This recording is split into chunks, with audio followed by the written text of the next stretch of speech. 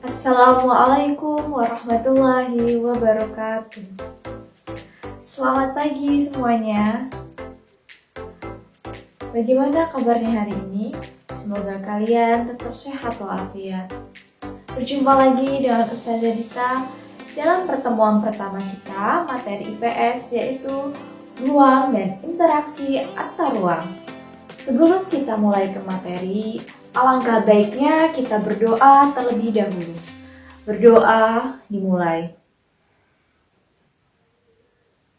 Berdoa selesai. Ustazah harapkan dalam materi kali ini kalian dapat pertama menjelaskan pengertian ruang, yang kedua menjelaskan pengertian interaksi ruang, yang ketiga menjelaskan penyebab interaksi antar ruang, dan yang keempat menjelaskan kondisi bergantung yang diperlukan dalam interaksi antar ruang. Baik, kita mulai. Setiap makhluk hidup di bumi ini memerlukan ruang untuk melangsungkan kehidupannya. Tanpa adanya ruang, manusia ataupun makhluk hidup lainnya tidak memiliki tempat untuk tinggal. Berikut ini terdapat contoh gambar dari ruang. Apakah ini ruang? Ataukah ini ruang? Ataukah ini ruang? Betul sekali, ketiga gambar tersebut termasuk ruang. Jadi bisa kita simpulkan, ruang tidak hanya pada ruang tertutup saja, maupun juga mencakup ruang yang terbuka. Ruang bisa mencakup di dalam perairan seperti danau, laut, maupun sungai, dan permukaan bawah tanah. Lalu ruang bisa mencakup wilayah daratan, serta wilayah udara. Jadi, dapat kita simpulkan, ruang adalah tempat di permukaan bumi, baik secara keseluruhan maupun hanya sebagian yang digunakan oleh makhluk hidup untuk tinggal. Sehingga, ruang juga merupakan tempat berlangsungnya kegiatan individu dan kelompok. Jadi ketika di situ ada sebuah kegiatan oleh makhluk hidup, disebut juga dengan ruang. Setiap ruang di permukaan bumi memiliki ciri khas tertentu yang berbeda antara satu ruang dengan ruang lainnya. Sehingga setiap ruang di permukaan bumi ini memiliki saling ketergantungan antara ruang satu dan ruang lainnya untuk memenuhi kebutuhan hidupnya. Tidak ada satu ruang pun di permukaan bumi yang dapat memenuhi keseluruhan hidupnya sendiri. Perbedaan karakteristik antara satu wilayah dengan wilayah lainnya ini menimbulkan adanya interaksi antar ruang, termasuk komunikasi yang ada di dalam ruang tersebut. Contohnya, wilayah pegunungan merupakan wilayah dengan penghasil sayuran dan wilayah pesisir merupakan penghasil ikan laut.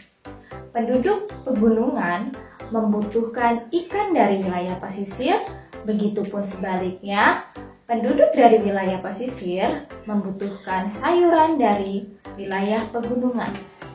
Sehingga, di antara kedua wilayah tersebut melangsungkan interaksi antar ruang yang melalui perdagangan atau jual beli. Interaksi antar ruang dapat berupa perpindahan barang, informasi, maupun orang dari daerah asal menuju ke daerah tujuan. Terdapat 3 bentuk interaksi antar ruang.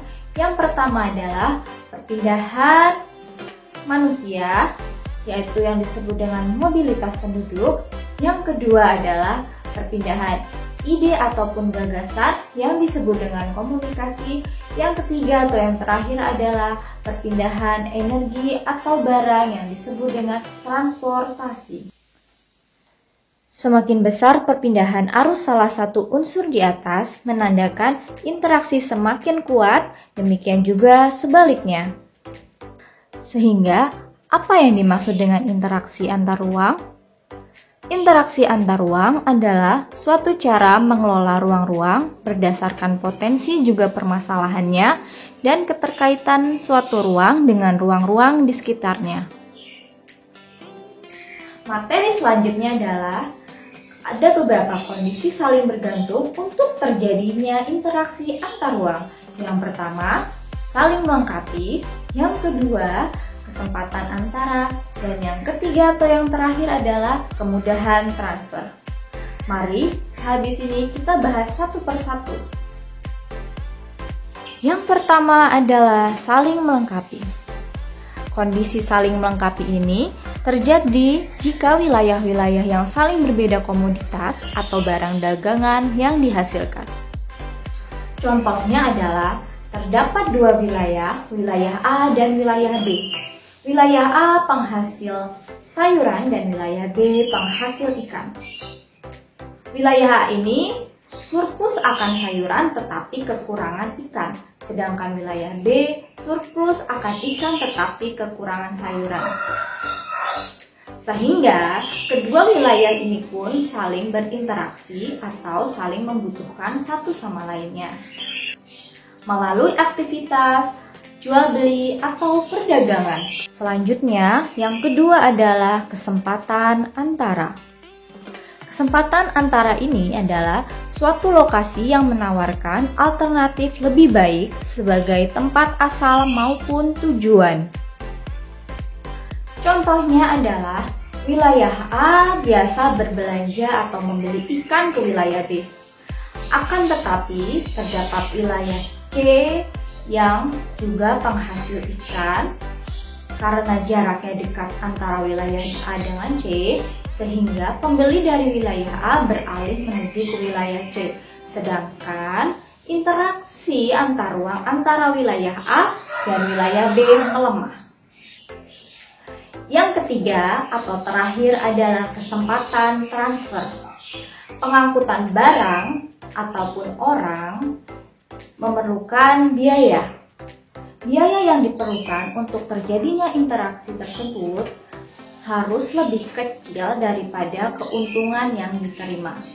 Apabila biaya yang dihasilkan lebih besar daripada keuntungan, maka interaksi antar ruang itu tidak akan terjadi. Kemudahan transfer dipengaruhi oleh beberapa hal. Yang pertama, jarak antar wilayah. Yang kedua, biaya transportasi. Yang ketiga, kemudahan dan kelancaran prasarana dan sarana transportasi antar wilayah.